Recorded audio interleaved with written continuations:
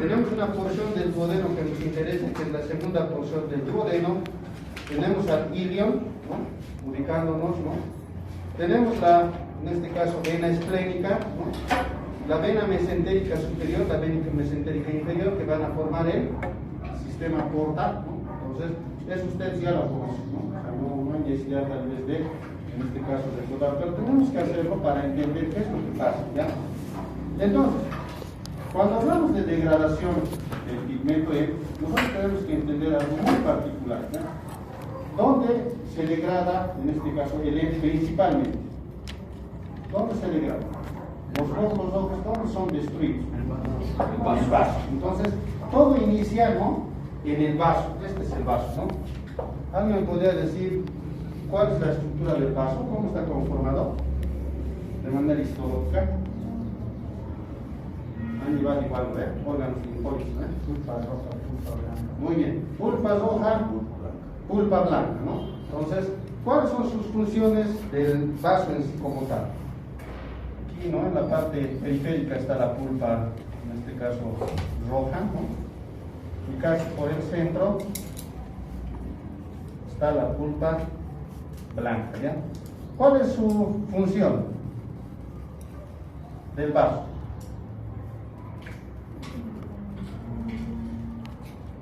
Pulpa roja, pulpa blanca. Los glóbulos rojos viejos van a ser degradados. Ya. Como es un órgano linfoide, ¿no? Tiene tres funciones importantes. Primero, filtrar la sangre, ¿no? Al decir filtrar la sangre, nosotros estamos indicando que elimina, ¿no? Aquellos glóbulos rojos que ya han cumplido su ciclo de vida, ¿no? Elimina aquellos glóbulos rojos que se han deformado por alguna razón, ¿no? Ustedes saben que tienen, en este caso, un ciclo de vida igual, ¿no? Entonces se degenera, se altera la estructura de la membrana celular, que es muy particular del eritrocito, ¿no? Es un disco bicóncavo, ¿no? Entonces, basta con que se altere. Entonces, en esta parte, donde son, en este caso, la pulpa roja, se choca el eritrocito y se destruye, ¿no? Se rompe, ¿no? Los productos de esa ruptura va a quedar libre la hemoglobina, ¿no? Entonces, ¿qué va a pasar con esta hemoglobina, ¿no? Nosotros habíamos dicho que la hemoglobina, ¿no?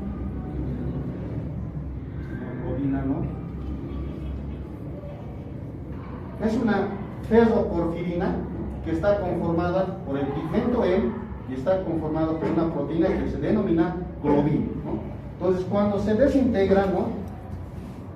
Lo que va a pasar es que va a formar, ¿no? La globina, que es una proteína,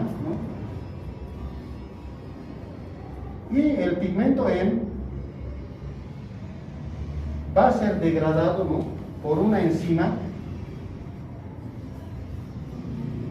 que se denomina hemooxigenasa,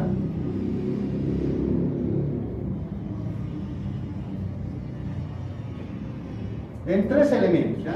Tenemos por un lado el monóxido de carbono, ¿no?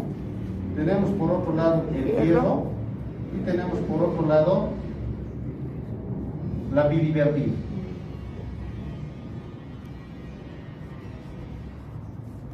¿Ya? Entonces, ¿dónde está pero esta hemooxigenasa? Nosotros habíamos dicho, ¿no? Que en este lugar, ¿no? Los vasos sanguíneos son más estrechos y los glóbulos rojos, ¡pum!, que están defectuosos, se chocan y se rompen, ¿no? ¿Quién es el responsable de degradar y dónde está la hemooxigenasa? Está en las células reticulares o células presentadoras de antígeno que están en la pulpa blanca, ¿no? Entonces, ellas son las responsables de degradar células reticulares o macrófagos, como ustedes les denominen, ¿no? O sistemas retículo-endotelial, que es lo mismo, ¿no? Cumplen la función de células presentadoras de antígenos. Entonces, los macrófagos o las células reticulares que están aquí, ¿no? Tienen en su interior la hemooxigenasa, que es una enzima, ¿no? Y gracias a esa enzima se va a degradar al hemo en monóxido de carbono, hierro y biliverdina, ¿ya? ¿Qué va a pasar con el hierro? ¿Qué va a pasar con el hierro? Se va a almacenar como bilirrubina. El hierro va a ser liberado a la circulación. Miren que aquí está la vena esplénica, ¿no? Esta es la vena esplénica, ¿no? Entonces, es liberado el hierro, ¿no? Ah, me olvidé un dibujito, eso había que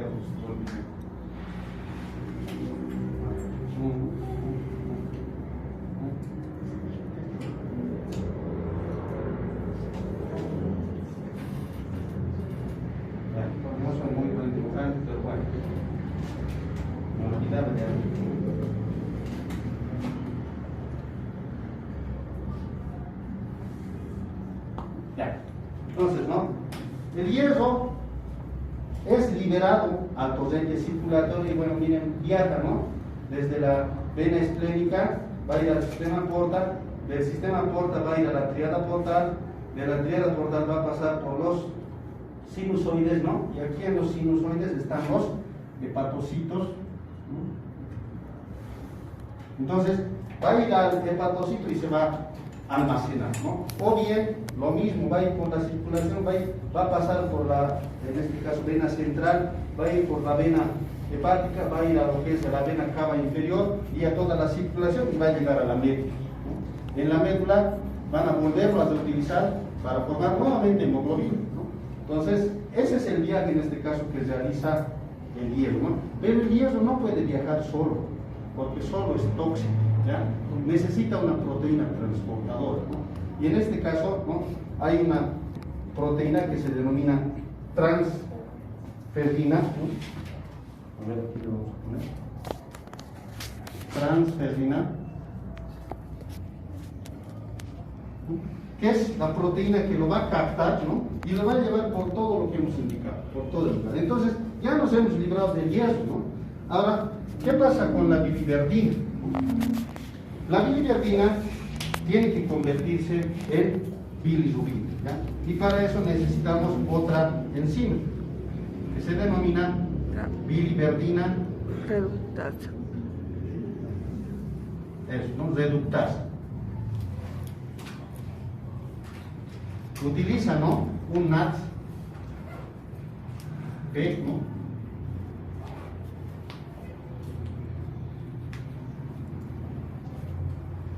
¿No? Entonces, con esa reducción lo convierte en bilirrubina. Todo esto está pasando en el reticulocito que hemos dicho, ¿no? Bilirrubina, ¿no? Pero esta bilirrubina que se forma es no conjugada, o también denominada indirecta.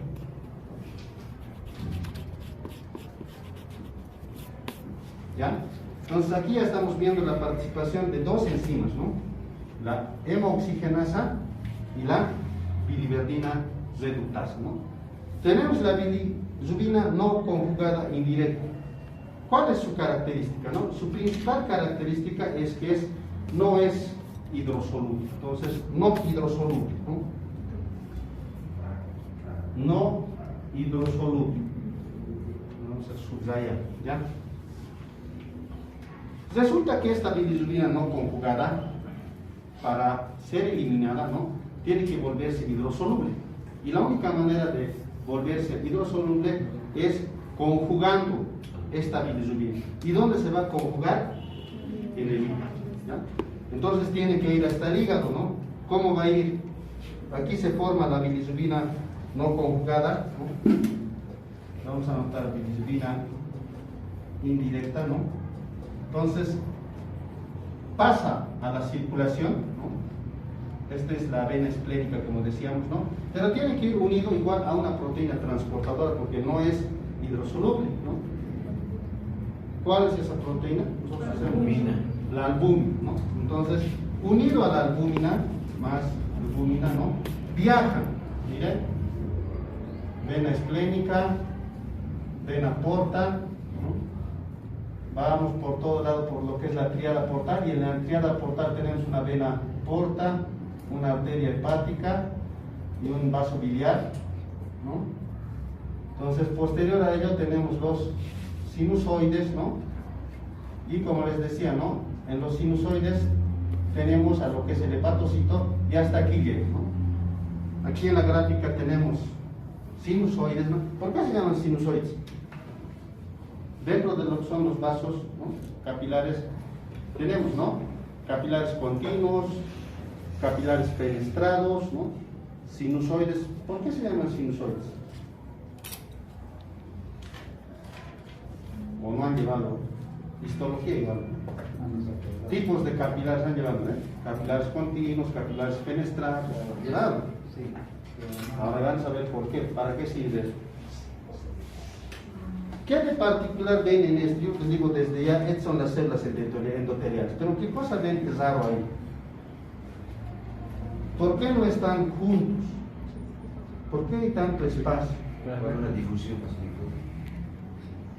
Miren, los lugares donde vamos a encontrar sinusoides son lugares donde hay mucho paso de, pueden ser minerales, pueden ser nutrientes, tiene que haber un flujo constante de sangre, ¿no?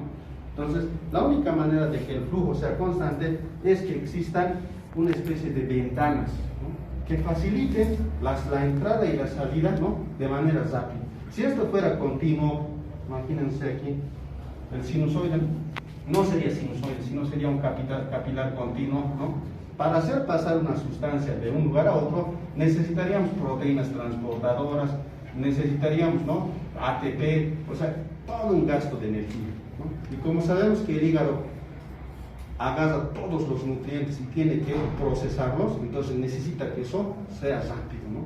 Entonces, por eso aquí existen sinusoides, ¿ya? Entonces, eso facilita, ¿no?, la entrada de, en este caso, diferentes nutrientes de manera rápida, ¿no?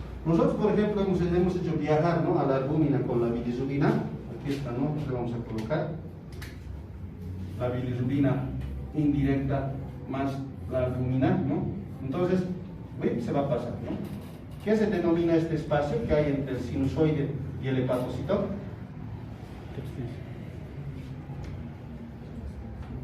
La estructura del lobulillo hepático. Histología.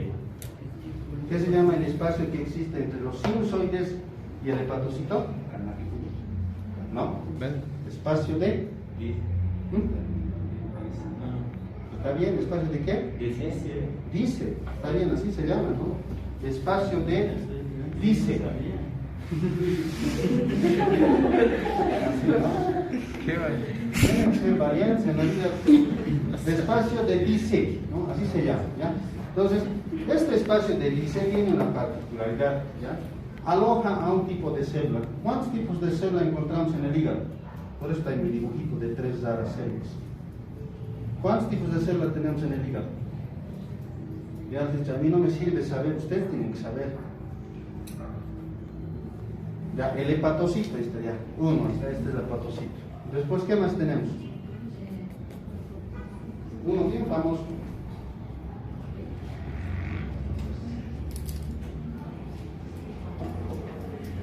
Vamos, recuerda. ¿Qué se llama la célula presentadora de antígeno del hígado?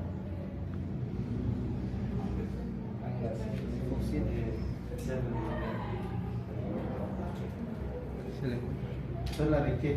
¿Quién es su nombre? Kupfer. La célula presentadora de antígeno del hígado, o su macrófago, ¿no?, se llama célula de Kupfer, ¿ya?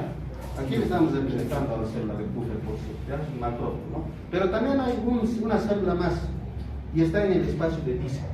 No ha habido, por eso lo he puesto ahí arriba, ¿no? Hay una célula más, se llama célula estrellada del hígado, ¿ya? O SEH, así lo van a encontrar, ¿no? Pero ¿por qué no estamos haciendo mención? Resulta que el 90% de la vitamina A se almacena en la célula estrellada del hígado, ¿no?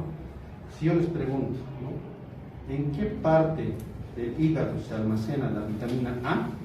Ustedes me dicen, en la célula estrellada del hígado. Textual, ¿no? No quiero que me digan en su respuesta hígado, porque estamos viendo que el hígado tiene 3 tipos de células, o sea, que no es solamente una masa ahí que solo está hecho de un solo elemento, ¿no? Entonces, esa es la particularidad de la célula estrellada. ¿Y dónde está la célula estrellada? En el espacio de Dice. En el espacio de Dice está la célula estrellada que almacena la vitamina A, ¿ya? La vitamina B12 hemos dicho que se almacena, miren que casi todos se relacionan, ¿no? Hemos dicho que se almacena en el hígado. Es la única vitamina hidrosoluble que se almacena en el hígado. ¿Dónde se almacena? ¿Célula estrellada? No, no, tampoco. Por eso, investigaremos, o sea, les digo, no se conformen. Con decir, digamos, en el hígado se almacena, no terminé. ¿Saben dónde se almacena?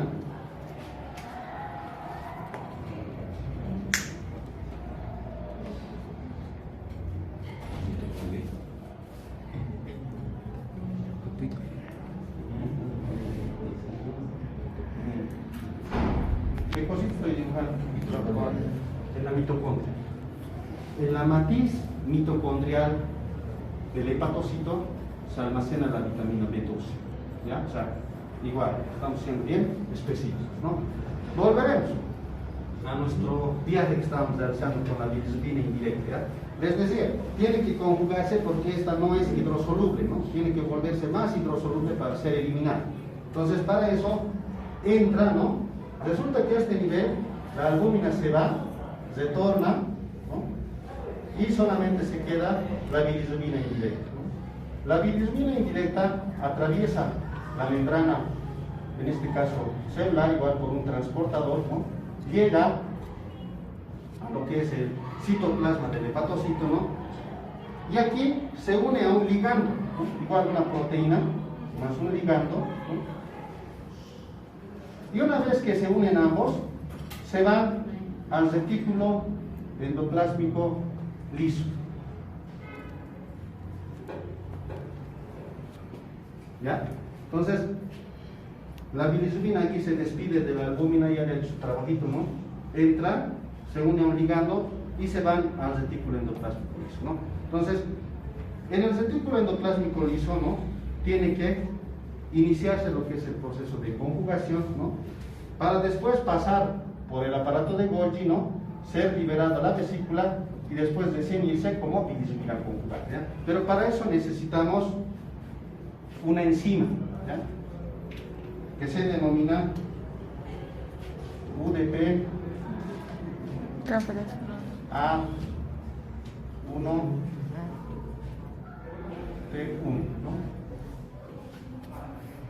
Y esta va a dar origen al, aquí lo vamos a montar, uridin, igual, UDP, glucuronil transferasa.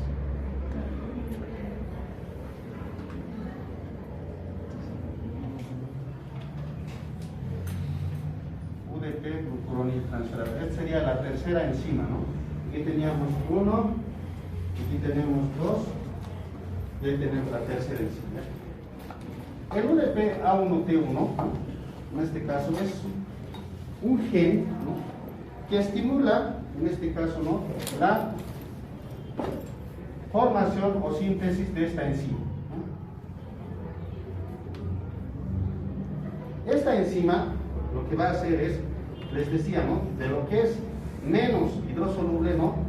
A través de un proceso conocido como conjugación, va a añadir a la bilirrubina, ¿no? A ver, ¿dónde está? Aquí la vemos. Va a añadir al diglucurónido, al ácido glucurónico,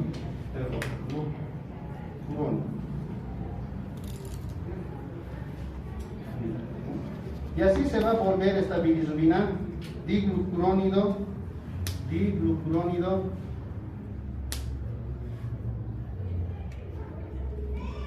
de bilirrubina.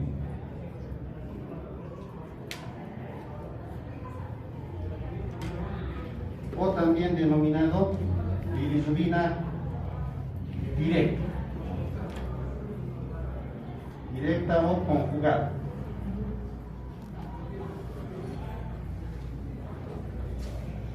¿Ya? Entonces, gracias a la enzima UDP glucuronil transferasa, ¿no? Le va a añadir un ácido glucurónico, en este caso a la bilirrubina indirecta, y lo va a convertir en diglucurónido de bilirrubina o también bilirrubina directa o conjugada. Entonces, a este nivel, ¿no? Esto es lo que pasa en el aparato de Golgi, hemos dicho, ¿no? Ya está formada la bilirrubina conjugada y esta se va a ir al vaso biliar, ¿no? Y miren, volvemos aquí, ¿no? Este es el vaso biliar, ¿no? Y el vaso biliar se va a ir, ¿no? Por los conductos biliares, va a ir por el conducto biliar hepático, ¿no? Se va a llegar a donde llega el cístico, ¿no? Y a este nivel se va a liberar por el colédoco, y a nivel del colédoco va a llegar a la ampolla de Vater, y a este nivel se va a liberar a nivel de la segunda porción del duodeno, ¿no? Entonces, ¿qué estamos eliminando aquí? Estamos eliminando bilirrubina directa, ¿no? en todo este trayecto, hasta aquí es bilirrubina directa, ¿no? Ya sabemos qué es lo que pasa después aquí cuando se libera. Aquí hay ya bacterias, hemos dicho, ¿no? ¿Qué hacen las bacterias? ¿Lo van a convertir en qué? En puro bilinógeno y en estercobilinógeno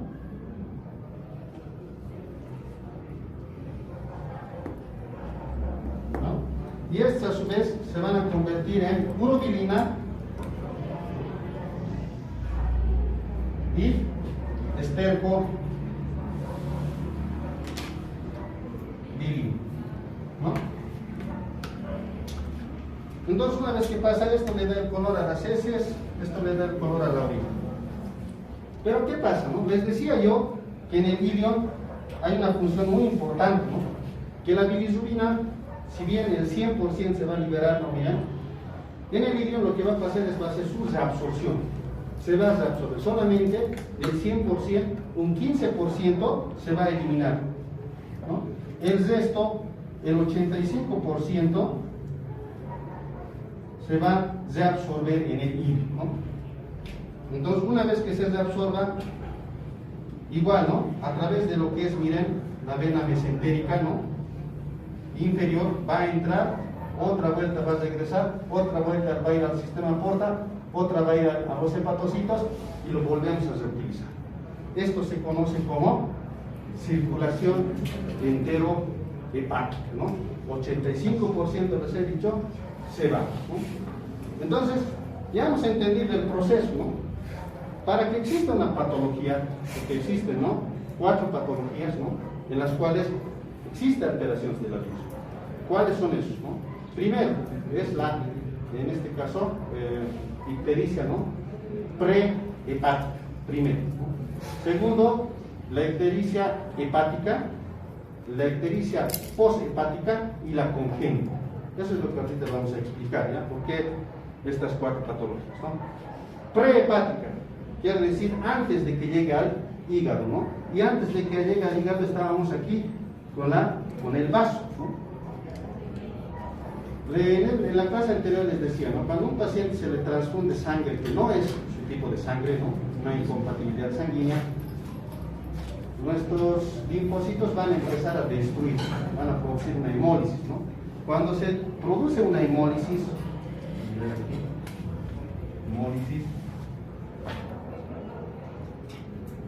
la hemoglobina se va a degradar, ¿no? Y por ende todo este proceso va a continuar, ¿no? Y se va a formar bilirrubina conjugada, o no conjugada, perdón, indirecta, ¿no? Entonces, esta bilirrubina indirecta, resulta que, como tenemos una cantidad determinada de albúmina, tenemos alta albúmina, ¿no? Alrededor de 5 gramos por decilitro, ¿no? Esta solamente va a captar a lo que puede, ¿ya? Lo que no pueda, se va a caminar de manera libre por la circulación, miren, va a ir ahí, incluso puede regresar aquí, puede ir por la vena cava y todo, ¿no? ¿Cuál es lo peligroso de la bilirrubina indirecta, ¿no? Lo peligroso es que, así unido a la albúmina, no puede atravesar la barrera hematoencefálica, no puede llegar al cerebro. Nosotros tenemos, ¿no? A nivel de lo que es la unión, ¿no? De lo que es el encéfalo con la parte de la circulación, algo que se denomina como barrera hematoencefálica, ¿no? ¿De qué está conformada la barrera hematoencefálica? Han llevado igual, histología, no me digan que no. Sistema nervioso central han llevado. No han llevado capas de la corteza cerebral, sustancia blanca, sustancia gris. ¿Hasta dónde han llevado histología? Ya, pero ahora van a investigar, ¿no? Tiene que ver mucho una célula que es el astrocito, ¿ya? Oligodendrocito, astrocito, ¿qué más hay? Células de la microglia, neuronas, tantas células tenemos, ¿ya? Resulta que la barrera hematoencefálica es una barrera donde no puede atravesar proteínas, por eso mismo el cerebro no puede utilizar proteínas para metabolizar, porque son muy grandes, no pueden. El único elemento que puede atravesar es la glucosa, como hemos dicho, ¿no? Entonces, esta barrera hematoencefálica, cuando esta está unida a la albúmina, no puede atravesar, no puede, ¿no? Pero cuando está libre, ¿no? Cuando está así solito como bilirrubina, ¿no? Puede ir por la circulación y es el principal, ¿no? Responsable de llegar a las neuronas y producir toxicidad, ¿no? A nivel neuronal, ¿no? Un niño, a ver, no sé si ustedes han visto, ¿no? A veces los niños tienen una hemólisis igual fisiológica, porque cuando en este caso viene de la placenta la sangre, ¿no? Resulta que tienen exceso de glóbulos rojos y estos se destruyen, igual el mismo proceso, ¿no? Aumenta la cantidad de bilirrubina indirecta, ¿no? Y este niño, si no es tratado a tiempo, esta bilirrubina indirecta llega al cerebro y se puede impregnar en las neuronas, ¿no? Y cuando se impregna, produce neurotoxicidad, es decir, mata a las neuronas, ¿no? Y por ende, este niño puede morir, ¿no? Por neurotoxicidad, ¿ya? Entonces, esa es la particularidad de la bilirrubina indirecta, cosa que no pasa con la bilirrubina directa. La conjugada nunca va a atravesar la barrera nucleoencefálica ni nunca va a llegar al cerebro. Si yo les pregunto, por ejemplo, ¿no? Un niño, un caso clínico, les doy un recién nacido, que, bueno, en este caso, producto de la placenta, del exceso de sangre, tuvo destrucción de glóbulos rojos y resulta que tiene, ¿no? Llanto débil, succión débil, episodios de convulsiones tónico-clónicas, ¿no? Entonces, ¿en qué estamos hablando? Además que tiene ictericia, estamos pensando en un kernicterus. La toxicidad de la bilirrubina indirecta se denomina kernicterus, ¿no? Entonces tiene kernicterus, ¿no? Entonces a eso se refiere cuando hablamos de ictericia prehepática, ¿ya? El que va a estar aumentado en cantidad va a ser la bilirrubina indirecta, ¿no? Nosotros hemos hablado de valores en el anterior, ¿no? Y hemos dicho que la bilirrubina total, ¿a cuánto es? ¿Cuánto es su valor? ¿Cuánto es su valor? ¿Quién estaba en la clase del día sábado? Hemos dicho valor, ¿no? 1.2. De la bilirrubina total, ¿cuánto era? 1, ¿no? De la indirecta, 0.5, 0.5. 0.2, 0.8, 0.5.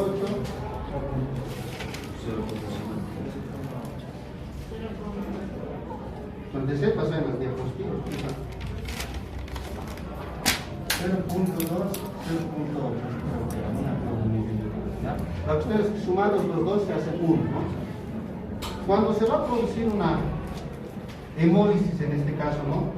Una destrucción masiva de glóbulos rojos, ¿no? Se va a elevar, en este caso, la bilirrubina no indirecta, o la bilirrubina indirecta, perdón, ¿no?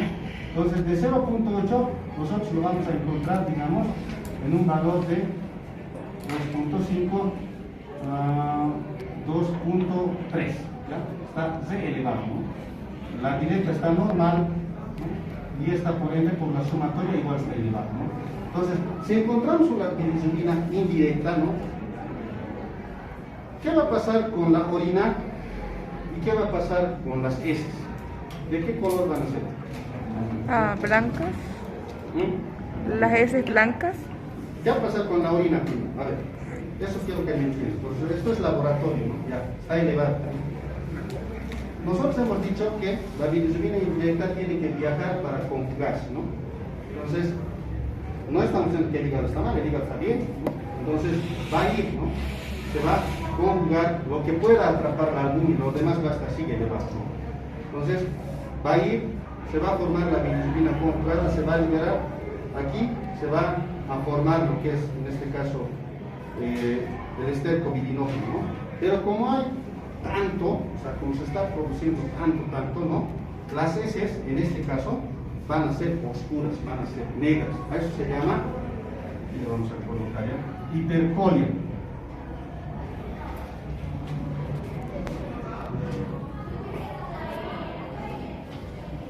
¿No?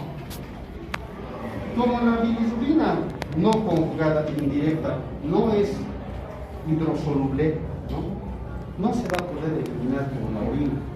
Por ende, la orina va a ser clara, no va a ser oscura. Entonces, aquí anotamos orina clara, porque la única manera, en este caso, de que llegue, en este caso, la bilirrubina a la orina, es cuando se conjuga. Si no está conjugado, entonces no, pues no va a pasar y se va a quedar ahí la orina. Nuestro paciente no. Dime. Nuestro paciente que tiene una ictericia prehepática, ¿no? Va a tener hiperbilirubinemia a predominio de la indirecta, ¿no? Ictericia, ¿no? Va a tener orina clara y va a tener hipercolia o heces oscuras. Entonces, 4 cosas. Por eso hemos hecho todo este proceso para que nos entiendan, ¿no? Si yo les pregunto así a manera de engañaros, ¿no? Les pongo en su pregunta, ¿la bilirrubina no conjugada es eliminada en la orina? No, es la respuesta, o falso. Porque el único que puede ser eliminado en la orina es la bilirrubina conjugada, ¿ya? Entonces, por eso aquí la orina es clara y tiene las heces oscuras, ¿ya? Esto estamos hablando de la ictericia prehepática, ¿no? Ahora vamos a la hepática, ¿ya? Cuando hay un daño hepatocelular, puede ser una hepatitis, ¿no? Viral, A, B, C, D, todo el abecedario, ¿no? Cirrosis, ¿no? O cáncer hepático, existe un daño a nivel de los hepáticos, ¿ya? Si existe un daño, ¿se va a poder conjugar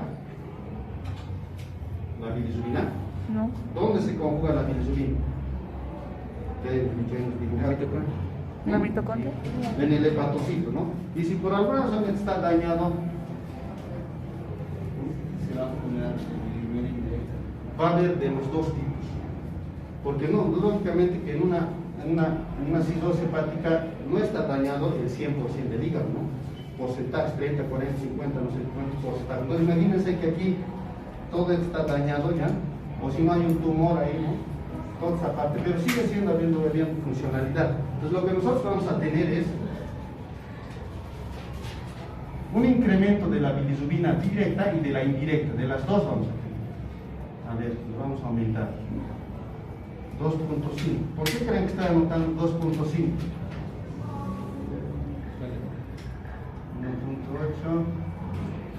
y 1.2 le pondremos y aquí 1.3. Así 2.5. ¿Por qué creen que está anotando 2.5? Porque la ictericia solo se manifiesta cuando esta está por encima de 2.5 milímetros. Es la única manera de que nos vamos a ver en los ojos, en la piel, en las mucosas, vamos a ver, ¿ya?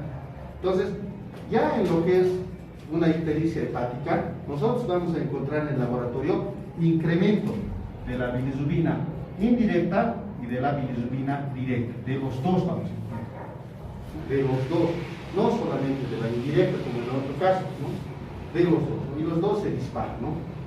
Ahora mi pregunta es, ¿qué va a pasar con las heces y qué va a pasar con la orina? Las heces blancas. ¿Va a ser igual claro o oscuro o cómo? No. Heces claras. ¿Qué va a hacer si, digamos, tenemos una falla hepática, una cirrosis? ¿Qué va a pasar con las heces con la orina? La Si orina. hemos dicho que se elimina solo bilirrubina conjugada, ¿no? Con urobilina hemos dicho, ¿no? Los dos van a ser oscuros, ¿no? Los dos. Esto, y ahora lo borramos lo que es de hace rato y le ponemos orunas oscuras o coluria. Entonces, coluria, hipercolia, hiperbilirrubinemia a predominio de los dos, de la indirecta y de la directa, e ictericia. Entonces, ahí nosotros, como también ya conocemos transaminasas, ¿no? Le pedimos transaminasas más, y si las transaminasas están por encima de 40, 300, 200, insuficiencia hepática. Entonces ahí tenemos ictericia hepática, puede ser ya por cirrosis, puede ser por cáncer hepático, o puede ser por una hepatitis del tipo A, del tipo E, todo eso, ¿ya? A ver, doctor, una vez más, ¿dónde sale ese colurio, por favor? ¿De las urinas? Sí, A colurio. ver, la única manera de, perdón, esto está, aquí lo vamos a enviar, la única manera de que se elimine urobilina en la orina es que se conjugue. O sea, la bilirrubina conjugada es la única que se va a convertir en urobilinógeno y urobilina y va a ser eliminada. Si hay exceso de bilirrubina no conjugada, en la orina no se va a manifestar porque no es hidrosoluble, ¿no? Esa es la explicación, ¿ya? Entonces en los dos vamos a ver eso, diferente, ¿han visto? ¿No? Ahora vámonos a la poshepática, ¿no? ¿Qué pasa en la poshepática? Es decir, ya hemos hablado de esto, ya hemos hablado ahora de los conductos, porque a partir de aquí se libera, ¿no? En este caso ya la bilirrubina conjugada, ¿no? Y va a ir por el colédoco, ¿no? Imaginen que este paciente tenga un cálculo a nivel del colédoco, ¿ya? Se va a producir bilirrubina directa o conjugada, pero no va a pasar al duodeno, aquí ya no va a haber, ¿no? Esta bilirrubina conjugada va a rebotar, ¿no? Y se va a volver a los sinusoides y se va a volver a la circulación, a la vena central y va a elevar, ¿no? En este caso vamos a tener una elevada cantidad de bilirrubina directa, o sea 2.1 digamos, ¿no? Y de la bilirrubina indirecta 0.4. Normal, elevado, ¿no? Cambia, ¿no? Cuando está al igual, bueno, no siempre un cálculo. Miren, aquí tenemos un tumor de la cabeza del páncreas, ¿ya? Y reduce, en este caso, el conducto del Santorini, ¿no? O el ampuloma, ¿no? Que es en este caso un tumor de la ampolla de Barton, ¿no? Al final, cualquier obstáculo que sea, o bien a nivel, en este caso, intrahepático, ¿no? Existen enfermedades hereditarias que producen cierre, en este caso, de los canalículos, ¿no? Cualquiera que sea, en el trayecto que esté, ¿no? Se está conjugando la bilirrubina, no es que no, pero está retrocediendo porque no tiene dónde salir, ¿no? Por esa razón se eleva en sangre la bilirrubina. Ahora la pregunta es, ¿qué va a pasar con las heces y con la orina? 5 color, ¿no? Color. Sí, eso. ¿Qué va a pasar?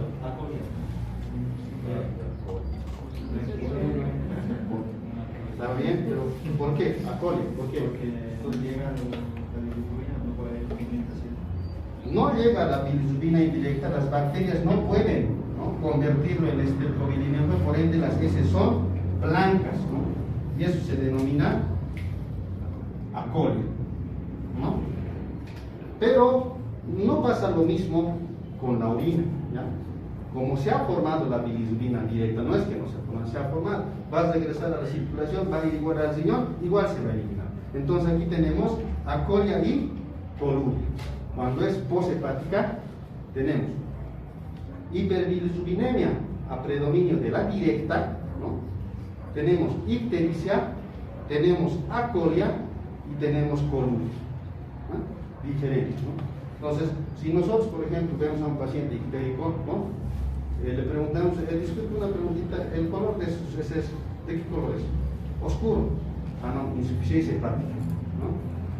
O hemólisis, ¿no? Y su orina, ¿no? Es transparente. Ah, bueno, entonces hemólisis, ¿no? Ahora, si les dice, ¿no? Sus heces de color blancas, o sea, son medio de mal olor, como aceitosas, pero blancas. Obstrucción. En algún lugar está la obstrucción. Ustedes ya le mandan por una ecografía, una tomografía y listo, iban a encontrar, ¿no? Entonces, acolia. ¿Y cómo son sus orinas? Oscuras, parecen Coca-Cola, ¿no? Por eso se llama coluria, ¿ya? Entonces, miren, aquí ya nos estamos dando cuenta, ¿no? Cómo es la ictericia prehepática, hepática y poshepática, ¿ya? Nos falta la congénita, los síndromes en este caso, 4 síndromes, ¿no? Los vamos a anotar aquí, ¿eh? Síndrome de Gilbert, síndrome de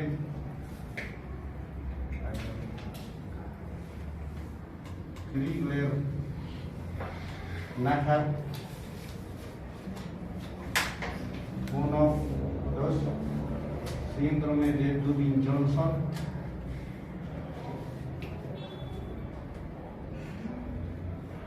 y síndrome de Rotor. Este es de aquí a predominio de la bilirrubina indirecta, esta es de aquí a predominio de la bilirrubina directa. Ya. Ya hemos hablado de la ictericia, en este caso hepática, poshepática, prehepática, ¿no? Estas son las congénitas, ¿ya? Muy raras, ¿no? Su incidencia es bastante rara, ¿ya? Y tiene que ver mucho con la parte genética y con la enzima UDP, glucuroniltransferasa, ¿no? Y con el proceso de conjugación de la bilirrubina indirecta, ¿ya? Resulta que en estos dos, y especialmente en estos dos síndromes, ¿no? Existe una alteración genética. Un padre, una madre que tiene alteraciones en este gen, este es un gen, entonces, que tiene alteraciones en este gen, no es el que normalmente ayuda a sintetizar la enzima, sino que es diferente, una información errónea, no sintetiza la UDP glucuroniltransferasa. Por ende, no se produce el diclorúrido de bilirrubina, por ende, no se produce la bilirrubina conjugada. Por ende, los niveles de bilirrubina indirecta van a estar elevados. Mire, esto es la directa, ¿no? Y si están elevados, ¿qué va a pasar con las heces y con la orina? Si la bilirrubina indirecta es la que está elevada, aquí lo vamos a invertir, 2.1, 0.4 milímetros. ¿Qué va a pasar con estos? ¿Qué hemos dicho hace rato? Hipercolia, ¿no? Y orinas claras.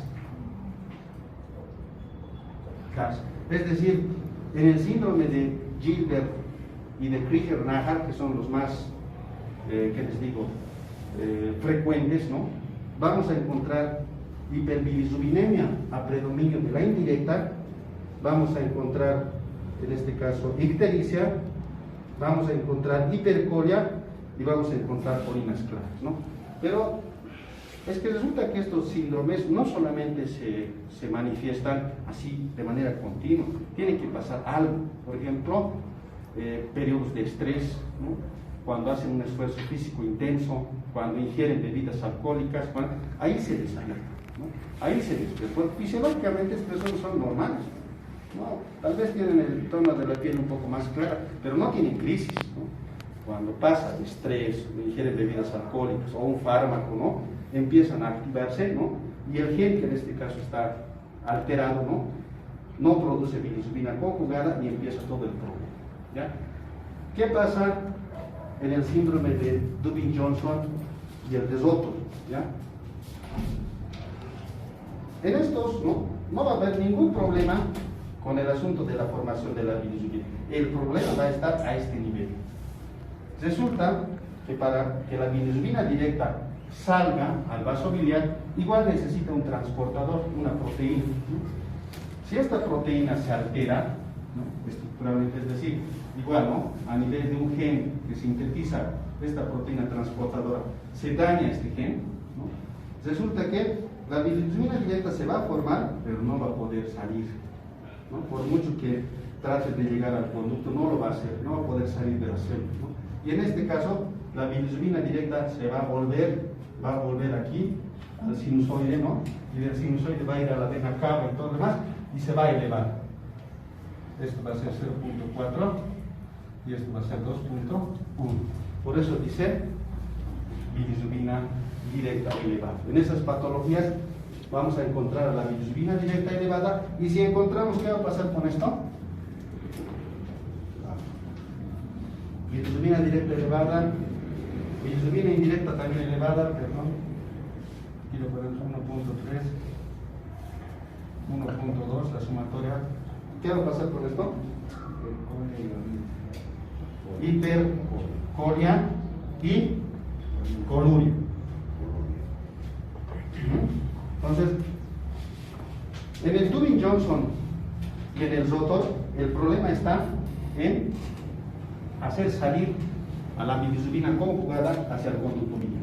Cuando no sale, por un problema de tipo genético, entonces estas cuatro patologías tienen baja incidencia, ¿no?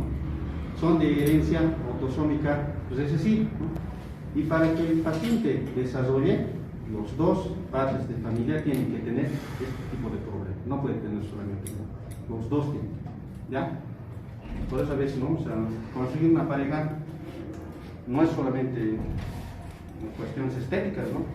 Pueden ver que la genética juega un rol muy importante, ¿ya? ¿Comprendido? Porque con esto nosotros ya estamos terminando todo lo que es porfirinas y pigmentos. Espero que haya quedado claro, ¿no? La próxima vamos a entrar a lo que es biología molecular, aunque recién nos falta, ¿no? Pero miren, nosotros ya estamos entendiendo algo, ¿no? ¿Qué es un gen? ¿Qué es un gen? Tenemos a la cadena de ADN, ¿no? La doble cadena de ADN. ¿Qué es un gen? Concepto.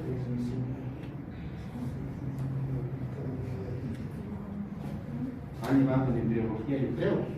¿Embriología y genética llevan o cómo llevan? Es parte del ADN. Es parte del ADN. Es un segmento de DNA. Gen es un segmento de DNA. No estamos hablando de bases nitrogenadas, nada de eso. Su concepto es un segmento del DNA. Pero así como lo ven así de simple, ¿no? Como parece, es bien complejo. Por ejemplo, para formar, en este caso, este gen, ¿dónde está? ¿En qué cromosoma está? ¿No? Este gen está en el cromosoma 2. ¿Cuántos cromosomas tenemos? ¿Cuántos cromosomas tenemos? 32.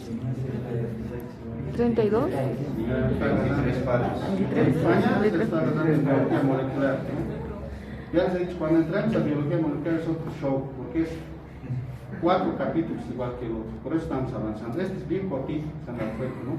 Pero el otro es rápido. Bueno, sáquenle fotos, lo que sea. Les voy a dictar, tenemos todavía tiempo, un caso clínico, ¿no? Y ustedes me lo van a resolver. Como no podemos hacer prácticas de esto, porque tenemos que hacer el examen de laboratorio y otras cosas, ¿no? Vamos a hacer las prácticas aquí, porque ustedes tienen que saber, ¿no? Yo ya he hecho mi explicación, pero ustedes tienen que saber, ¿no? Formen grupos de 5.